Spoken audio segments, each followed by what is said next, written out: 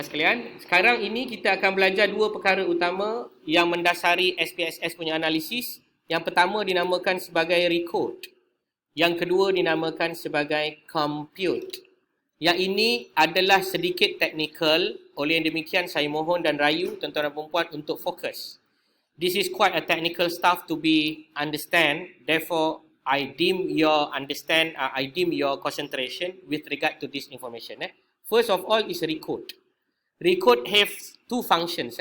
The use of recode is for transform or transcode numeric into category.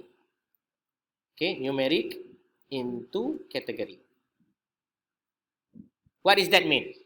If you have numeric data, you can change that numeric data into categorical data. Contoh, anda ada umur, age, you can change into age cat. Means that age dalam bentuk kategori lah. Contohnya 20, 21 hingga 30 and more than 30. So this is the example of changing the variable from the scale data into categorical data. Itu first sekali function dia. Faham ya? Recode. Faham ke tak faham? Tak faham Saya bagi contoh yang mudah ya. Tadi anda dah jawab soalan belum? Tadi anda dah jawab soalan ke belum? Soalan yang soalan yang kedua adalah bertanyakan mengenai umur. Betul tak? Saya nak tanya tuan-tuan dan puan-puan yang hadir pada petang ini, bolehkah saya mengukur min umur di kalangan kamu? Berdasarkan data ni. Boleh ke tidak? Boleh. Sebab apa? Sebab data ini adalah dalam bentuk numerikal. Apa dia? Awak bayangkan kalau awak buat questionnaire, awak minta orang pilih umur dia umur berapa? Awak bagi dalam bentuk julat. Contohnya, anda akan tanya, what is your age? Anda pun buatlah kotak, kan? Kurang daripada 20, 21 hingga 25, lebih daripada 25. Saya nak tanya, ini akan menghasilkan data apa? Nominal, ordinal, interval or ratio? Ni contoh soal selidik yang anda buat ni. Saya perasan tadi ada yang buat juga macam ni. Saya nak tanya, akan menghasilkan data apa ni? Nominal, ordinal, interval ataupun ratio. Akan menghasilkan data apa? Jawapan dia data nominal. Boleh tak awak kira min daripada data ni? Tak boleh. Ya, memang tak boleh. Sebab apa? Ya, sebab data ni memang dah lock. Kalau awak adalah responden yang mengklik benda ni, maknanya saya tahu awak umur bawah 20 je. Bawah 20 tu berapa? Saya tak tahu. Yang tahu siapa? Hanya Tuhan yang tahu. Faham Jadi that's why tuan-tuan dan puan sekalian yang dirahmati Allah. That's why kalau tuan-tuan dan puan perasan, kenapa age saya minta sila masukkan umur anda dalam tahun? Sebab any numbers that be inserted into the box can be calculated. Betul tak? Sebab urutan-urutan nombor ini, nominal, ordinal, interval dan ratio, all these things have the priority and power.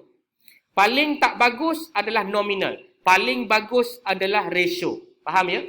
So kalau you nak tanya orang berat badan, you akan minta dia BMI ataupun you tanya dia dalam pengkelasan mana? Mana lebih bagus? You tanya dia punya BMI lah. Sebab BMI adalah dalam bentuk numerikal. Betul tak? Bila dia dalam bentuk numerical, awak boleh tak kira dia punya mean? Boleh. Boleh tak awak kira dia punya median? Boleh tak awak buat dia punya kategori? Boleh. Tapi kalau awak dah tanya dalam kategori, boleh tak pergi ke bahagian numerical? Sampai yaumul kiamat tak boleh. Jelas? Ini saya perlu tegur dan maklumkan kepada bakal-bakal pelatih yang berwibawa supaya memperingati pesanan ini. So, bila anda bersama dengan tim penyelidikan lain atau anda sendiri buat penyelidikan, seboleh-bolehnya ambillah data dalam format yang paling tinggi darjat dia. Seboleh-bolehnya ratio. Seboleh-bolehnya interval. Dah tak boleh, barulah tanya kumpulan. Contoh paling senang. Nak tanya saiz seluar ke ukur lilit pinggang? Maaflah, ini mungkin sensitif. Sebab berkaitan dengan berat badan dan sebagainya. Saya ambil contoh je lah. Nak bagi anda faham Apa beza kalau saya tanya ukur lilit pinggang dengan saya tanya saiz luar? Saiz luar tak akan sama baik. Itu tak ikut brand pula tu. Ada brand yang ini seluar dia macam ni, cerut ke atas, cerut ke bawah. Contoh ni seluar lelaki lah. Saya tak cerita perempuan. Saya tak cerita seluar yang lain. Saya cerita seluar biasa. Bayangkan kalau dalam bentuk ukuran. Yang mana lebih akurat? Jawapan dia adalah ukuran. That's why seboleh-bolehnya tuan-tuan dan perempuan sekalian, maka gunakanlah data ratio ataupun data interval sebagai your priority of data collection process. Okey, itu yang pertama Nak cerita ni je. Transcode, tukar data numerik kepada kategori. Yang kedua, kenapa kita record adalah untuk change. Apa dia? Change variable. Ataupun kita panggil sebagai attributes.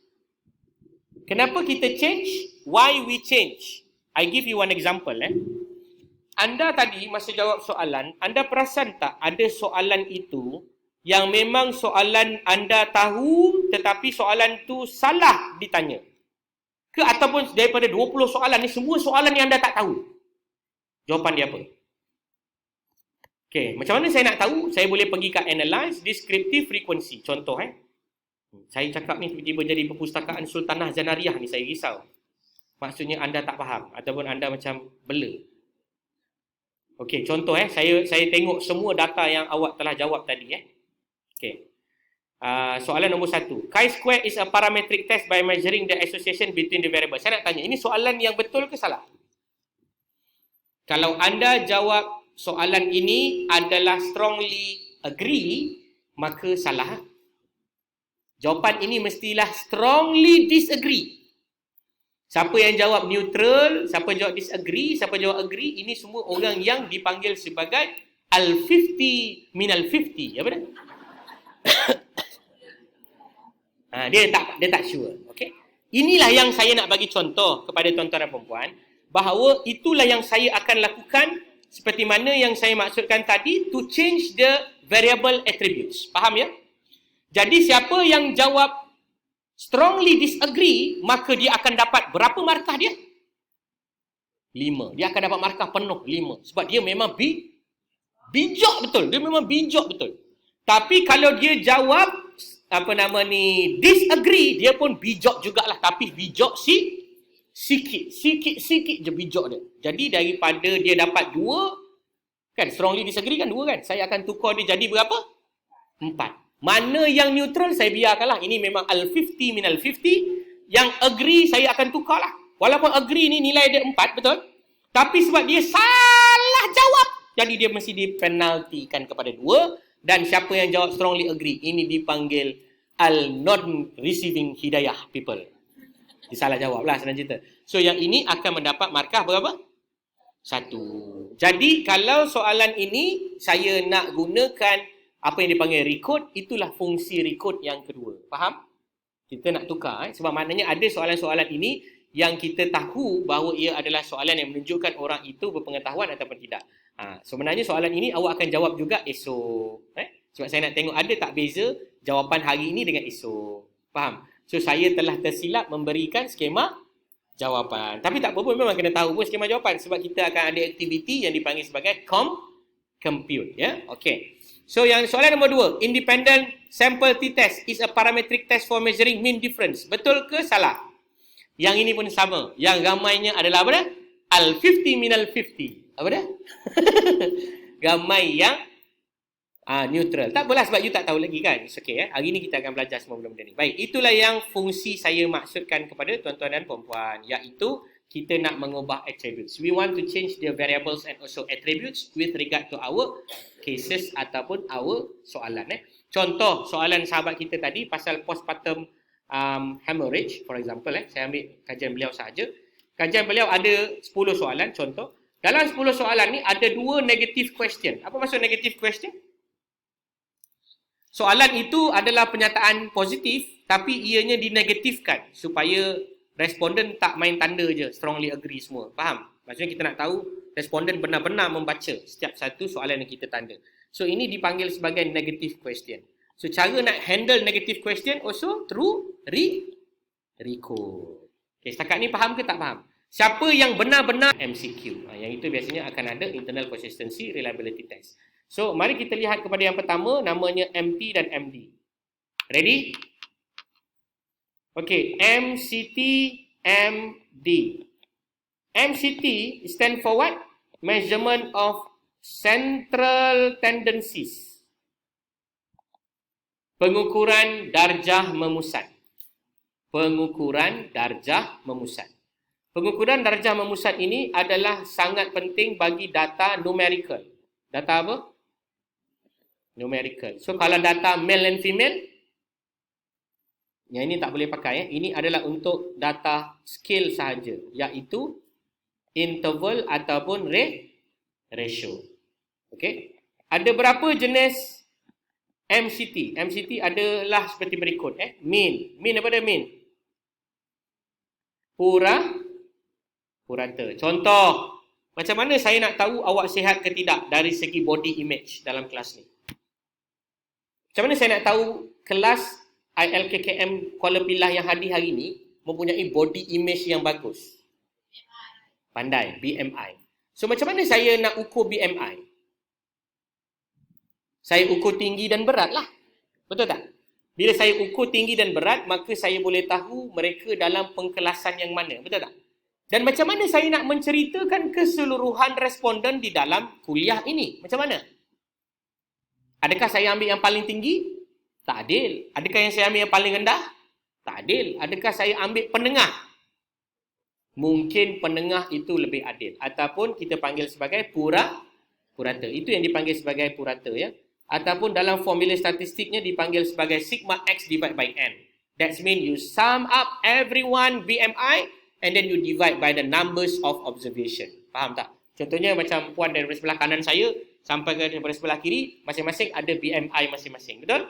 Kemudian daripada BMI kamu itu, kita akan bahagikan dengan jumlah orang yang menjawab soalan BMI ni tadi. So, we know the purata. Itu yang pertama, dipanggil center mean. Yang kedua, mean ni juga biasanya digunakan untuk data yang normal. Apa dia? Data yang normal. Data yang normal maksudnya taburan dia adalah seragam. Taburan dia berada pada bentuk bell shape. Contohnya macam BMI tadi. BMI ni bertabur secara normal, maka baguslah sekiranya centernya ataupun kita panggil sebagai the central limit theorem dia, the central tendency-nya adalah diwakili dengan nilai mean. Faham tak faham? Saya ambil contoh. Gaji jururawat dalam, tak masuk pengajar lah. Jadi jururawat sebagai pengajar, gaji jururawat yang ada ni sebagai pelatih, sebagai contoh. Bagus saya ambil mean ke bukan mean? Gaji. Gaji ni bagus ambil purata ke bukan purata? Kalau orang Malaysia ambil gaji dalam bentuk purata, maka ramailah yang jadi B40. Faham Sebab apa? Sebab gaji-gaji orang di Malaysia ni dia tidak seragam. Faham tak? Dia berbeza dari segi sektor, dia berbeza dari segi qualification, dia berbeza dari segi syarikat dan lain-lain, pengalaman juga berpengaruh. Maknanya, tak sesuai saya ambil gaji awak untuk diterjemah dalam bentuk mean. So, maknanya data kamu punya gaji mungkin macam ni. Dia pencong. Kenapa dia pencong? Contoh, kenapa dia pencong? Sebab ramai orang yang berumur dalam kelas ni, contoh. So, bila berumur, gaji dia besar lah. Gaji dia adalah tinggi. Jadi, mereka ini akan lebih banyak kepada gaji yang besar. Therefore, tak sesuai kita gunakan mean lagi. Mean dia dah bukan lagi pada penengah. Dia dah menyengit ke kanan ataupun ke kiri. Therefore, we need to use the alternative. Apakah alternatif dia bagi data yang tak normal? Ini adalah untuk data normal kan? Saya dah bagi tahu tadi. So, kalau data tak normal, kita pakai apa? Data tak normal, kita akan pakai yang kedua, dipanggil sebagai median. Apa dia? Median. Macam mana median ini dibuat? Kita akan susun gaji daripada cerapan pertama sampailah cerapan ke-100. Ini orang pertama, namanya Ahmad. Orang ke-100, namanya Zulaikha, contoh. So, kita pun susun gaji dia mengikut urutan menaik. Betul tak? And then kita akan cari penengah data. So, kita dapatlah penengah data. Penengah data inilah dipanggil sebagai median. Faham tak? Okey, seterusnya. MCT yang seterusnya dinamakan sebagai sum. Sum apa sum? Sum. Bukan sum-sum tulang. Itu sum. Sum tu kalau campur lagi satu jadi sum-sum. Campur belakang jadi sum-sum tulang. Jadi bukan. Ni sum. S-U-M. Sum maknanya apa? Jumlah. Ya betul, jumlah. Jumlah juga adalah salah satu daripada MCT. Okey? Setakat ni jelas? Nampak ke? Jelas tapi tak berapa nampak lah kan? Okeylah. Baik, tanpa buang masa, mari kita tengok data kita. Nak tengok ke tak nak? Tak nak dah pukul 11.30 ni. Tak nak tengok. Okey, mari kita tengok berapakah purata umur. Saya tanya soalan ni, anda jawab Berapakah purata umur bagi responden kita? Cuba kira sekarang. Macam mana cara nak kira umur? Cara dia adalah seperti berikut ya. Pertama, analyze. Kedua, deskriptif. Ketiga, frequencies. Ini contoh cara nak kira umur. Okey, cara kita nak tahu dia punya measurement of central tendency. Okey, analyze, descriptive, frequencies. Dah sudah? Boleh ke tak ni? Anda follow ke tak? Sekali lagi saya ulang, analyze, descriptive, frequencies. Dah pergi dah? Ambil age ni masuk dalam variable. Dah masuk dah? Ambil age masuk dalam variable. Okey. Kemudian dekat sebelah kanan ni kita ada statistics. On the right hand side we have the statistics radio button. You click over there, statistics. Dekat statistics over here you can see there are numbers of central tendency. Correct or not? We have mean, we have median, we have mode. Betul tak? Cuba anda klikkan semua tu. Cuba anda klikkan semua tu. And then you are going to click continue. Okay, dah sudah? Dah ya? Kemudian anda boleh tekan butang O. Okey, cuba tengok. Ini bukan yang saya akan ajar. Ini saya nak demo je. Macam mana nak anda familiarkan dengan SPSS dulu. Sekejap lagi boleh saya ajar yang sebenar-benarnya. So anda nampak umur 76. Betul ke? Salah ni. 76 ni dah level atuk. Apa dia? Level atuk. Sebab apa? Sebab ada makhluk Allah yang menjawab 1991. Maknanya 1991 umur dia. Dia ni sangat-sangat hebat. Ni umur zaman Nabi. Yang 2023 ni lagi saya tak boleh bayang. Dia memang sangat hebat. Ini contohlah kan. Jadi tuan-tuan dan puan-puan, bila kita buat satu-satu data analisis, the reason why I'm showing you this is because you must also remember when you run any data analysis, don't accept it at all. In the first place, you must think whether it is logical or not. Tengok data ni memang tak logik. Sebab yang ada depan muka saya ni, saya tengok kebanyakannya memang orang yang agak muda. Betul tak? Kebanyakan you all ni umur dalam 30-an ke bawah lah. Betul tak? Telah Nelio dia cakap tu. So, mustahil lah 76. Betul tak? Jadi itu sebabnya bagi saya data ini adalah tidak tepat. Therefore, you also know that, okay, ada orang yang salah jawab. So, mari kita buat pembetulan kepada data itu. 1991 tolak dengan 2023. Umur dia berapa agak-agak sahabat kita ni? 32. Tolong ubah 32. Yang bawah ni 2023. Yang ini saya jam sikit. Takkan umur dia setahun tapi dah ada diploma. Hebat. Ini saya cadangkanlah kita semua letak 23 senang. Maknanya dia sangat muda. Dia sangat muda Semua letak 23 supaya senanglah data ini kita boleh analyse sama-sama. Okay, so that is the first step of our analysis. Tapi itu bukan yang saya nak tunjukkan. I just want to share with you that is the idea to get the mean, median and so on and so forth. So contoh saya rerun balik the analysis, I'm going to get the same result but different matrices. Now I got the mean is 34, median is 34, mode is 32. It seems like normally distributed. It seems like saya tak cakap ya ataupun tidak, but we need to run for normality test after this. Kalau kita mahukanlah. Okey. Kembali balik kepada nota saya ni. Sebelum kita pergi terus kepada computer application sepenuhnya.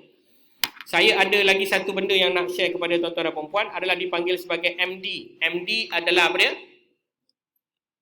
MD is what? Measurement of... Siapa tahu? This apa? Bateri nak habis. Dispersion. Dispersion ni adalah pengukuran serakan. Serakan. So some of the data are going to be measured on the center and then we want to know the spread. Ini dipanggil sebagai spread lah. Measuring the spread. Ini semua adalah data numerical. So to measure the spread, there are two type of matrices that we can use. The first one if data is normal, and then the next one if the data is not normal. Tak normal. So if the data is normal, we are going to use the following spread. Example is SD. SD apa? Sorry, awak tak akan nampak kalau saya tulis warna kuning. SD apa dia? Standard deviation. Yang kedua adalah variance. Variance adalah apa dia? What is the variance? Standard deviation times by standard deviations is going to obtain the variance. Ataupun the square root of variance will obtain the standard deviation. Yang ni anda tahu kan? Ingat lagi? Matematik A dulu kan? Ingat ke tak? X bar minus X, the power of 2, divide by the N minus 1. Punca kuasa. Ini cara kira variance. Ingat lagi? Ingat lah, tapi macam lupa sangat kan? Okey, tak apa. Zaman sekarang kita tak payah ingat lah. Yang akan ingat ni anak kita. Anak kita je yang kena kira. Selai bulan dia pun dah tak payah kira lah. Anak kita pakai SPSS dia akan datang kan. SD, variance, lagi apa lagi? SE pernah dengar SE? Standard? Standard apa? Standard error. Standard error ya. Standard deviation, variance, standard error lagi? Variance, standard error, standard deviation. Nanti apa lagi ya? Allahumma salli ala Muhammad. Okey, kita ada mean. Mean apa mean? Minimum. Kita ada max. Max apa max? Maximum. Kemudian kita akan ada apa dia? Range. Range. Ini untuk data-data yang normal. Biasanya lah. Most of the time kita akan pakai SD. Most of the time kita akan fokus on SD. Kalau anda belajar di peringkat yang lebih tinggi, anda akan pakai SE lah. Standard error. Okay. Kalau data kita tak normal, if your data is not normal, therefore you are going to use the alternative. Apakah itu alternatif? Percentile. Dan lagi satu adalah quartile. Okey, percentile contohnya, anda ada cerapan pertama until cerapan ke 100. You have the 100 observation. From the first observation until the 100 observation. We have 100 students kan dalam kelas ni, betul? Hari ni kita ada 100 orang untuk lebih kurang kan. Kita ada 109 kan. So we have first observation, 100 observation. Yeah. So, apa yang berlaku apabila kita kata percentile? So, we have some reading. In this case, for example, we measure the BMI. So, we have the first until 100. So, the 50th. 50th ni apa? Cerapan ke 50. Cerapan 50 ni adalah cerapan yang tengah-tengah. Itu dipanggil sebagai? Ini dipanggil apa? Ya Allah, pandai. Betul lah. Kemudian, cerapan pertama sampai cerapan 25. Ini cerapan yang keberapa? Separuh daripada 50 dipanggil cerapan ke berapa? 50 bagi 2 berapa? 25 lah, itu jawapan dia. 50 ke 100, tengah-tengah dia berapa? 75. Okay. So yang ini dipanggil 25th percentile, yang ini dipanggil 75th percentile. Saya tunjukkan yang lebih besar lagi supaya tuan-tuan dan puan nampak. Dengan kata lain, bentuknya adalah seperti ini.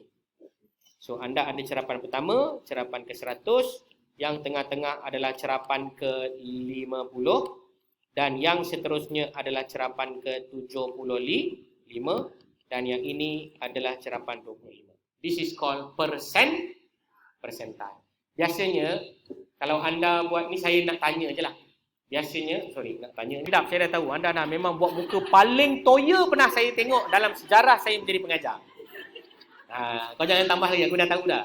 Kau jangan buat-buat macam saya masih bersemangat. Tak. Air muka engkau aku dah tahu dah. Memang muka-muka toya. Kau jangan tipu. Saya dah 10 tahun mengajar sebagai manusia. 8 tahun lagi mengajar bukan manusia. So saya dah tahu. Alright, tuan-tuan dan puan-puan sekalian. Baik, tanpa buang masa lagi, marilah maki pula kan. Nak maki pula. So, marilah kita tengok apa yang kita nak pelajari sekarang ini. Kalau saya cerita banyak-banyak, nanti tuan-tuan dan puan-puan lagi bosan. So, apa kata kita buat objektif kajian kita? Boleh tak? Baru kita faham apa yang kita buat sebenarnya ni. Apa benda yang kita sebenarnya berhala tujukan ni. Baik, dah ready belum? Dah ready ke belum ready ni? Anda dah ada kajian ke belum ada kajian? Dah ada Okay, kalau dah ada bagus. Kalau yang tak ada boleh follow lah. Saya akan buat satu kajian. Tak apalah, anda boleh dengar, tengok dan fahamkan. Kalau anda tak faham juga, saya berdoalah kepada Allah SWT supaya anda diberikan hidayah. So apa yang what I'm going to do today is basically I'm going to run a study. So what kind of study that I have? I want to study what is the statistical knowledge that allied health have based on their demographic factors. What is their demographic factors? Is already defined by the 9 variables that I collected before. So this is my study. So you can imitate, you can study, you can use the idea that I'm trying to share with you today. Are you ready? Are you ready or not? So you can follow us now. So the title of the study will be as follows. Cross-sectional study. Cross-sectional study of statistical knowledge among allied health, saya panggil you all allied health lah, allied health professionals.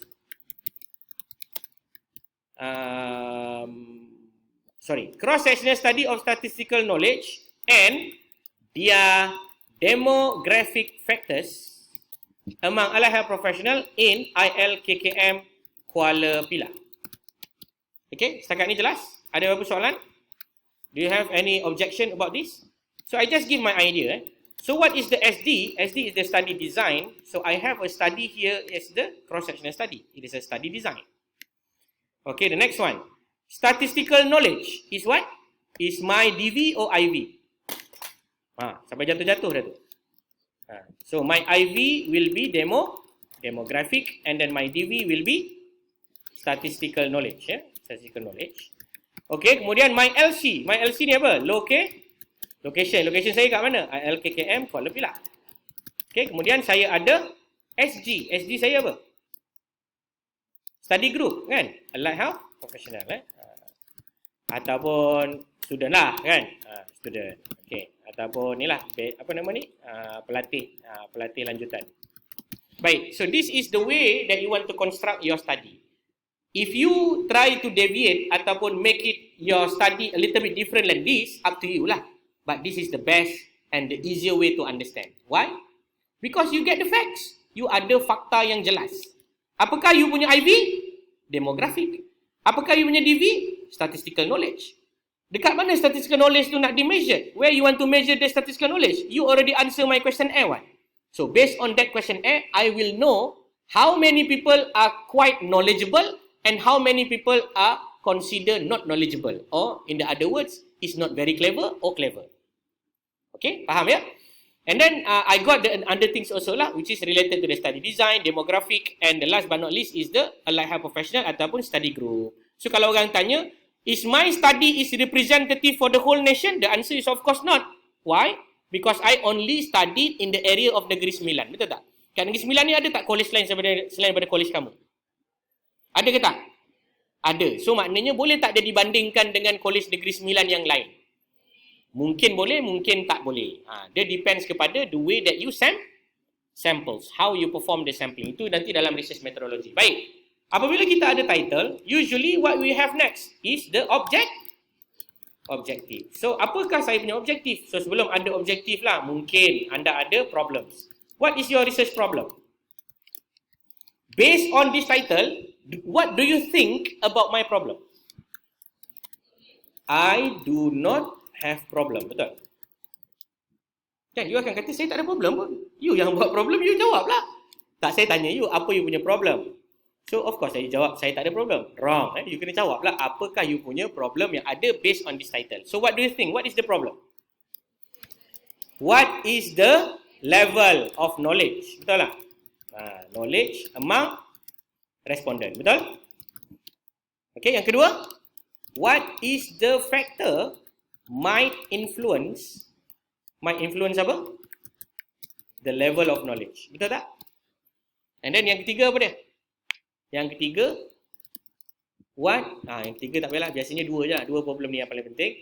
we want to know the level and we want to know what is the factor. Because this is the advanced diploma, usually we do not have a lot of problems lah that you want to explore unless you have much more complex evidence ataupun complex statistical analysis. Okay, what is our objective? Objektif kita akan ada dua kan? Satu objektif apa? Satu adalah objektif umum. Objektif umum kita apa? Main objective. And then another one is specific. So what is our main objective? To explore. Contohlah to study. To explore kan, to study, to understand the level of, sorry saya tak buat begitu to study the factor, influence, the knowledge of statistics among respondents. Sepatutnya kena tulis full saya nak cepat, saya just tulis macam itu. So specific objective usually saya akan divide into 3. Ni saya lah saya. Pertama, to study apa? The demographic lah. Demographic of respondents. Okay, yang kedua, to compare the level of knowledge between different demographic factors. Okay, yang ketiga adalah to correlate. Correlate ni ataupun to